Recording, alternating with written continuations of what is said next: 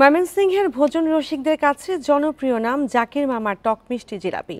রমজান আসলেই চাহিদা বেড়ে যায় 2 থেকে 3 গুণ। অনেক সময় লাইন ধরে এই জিলাপি কিনতে দেখা যায় মানুষকে। প্রতিদিন 60 থেকে 70 হাজার টাকার জিলাপি বিক্রি হয়ে থাকে এখানে। টপার ননস্টিক কুকওয়্যারে 5 স্তরের ইউরোপিয়ান স্ট্যান্ডার্ড কোটিং থাকায় খাবার লেগে যায় না।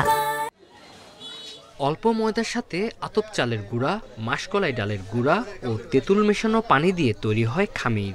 পুরো একদিন রাখার পর সেই খামি দিয়ে কারিগররা তৈরি করেন জিলাপি।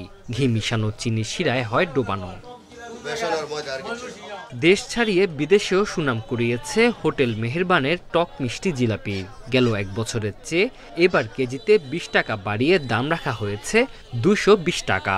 তারপরও ভাটা পড়েনি বিক্রিতে। প্রথম দিন তো অনেক জিলাপি বেচছিলাম, এমন না মনে করেন যে 4 মণ 5 মণ 5.5 মণ এই পরিমাণে আর কি।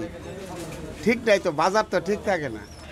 মনে করেন শুক্রবারের দিন একটু বেশি চলে, কারণ শুক্রবারের দিন সবাই বাড়ি ঘরে থাকে, অফিস আদালত বন্ধ। মনে করেন যে অল্প অল্প সবাই নেয়। অনেকেই ইফতারে পছন্দের তালিকায় শীর্ষে রাখেন এই জিলাপি। তবে দাম নিয়ে রয়েছে ক্রেতাদের মিশ্র প্রতিক্রিয়া। এখানকার জিলাপিটা অনেক জনপ্রিয়, তো ইফতারের জন্য তো জিলাপি অবশ্যই নিতেই হবে, তো ভালো লাগে তাই। জিলাপিটা আমরা এখানে ছোটবেলাতে খাই বড় হয়েছি, এবং এটা ছিল আমাদের আড্ডার জায়গা। আমরা জেলা স্কুলে পড়তাম, এখন পর্যন্ত এই জিলাপি খাই।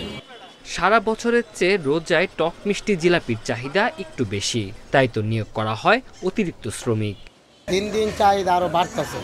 গ্রামাঞ্চলে কোন শহরে কোন সব জায়গায় এক নাম টক জিলাপি চাই।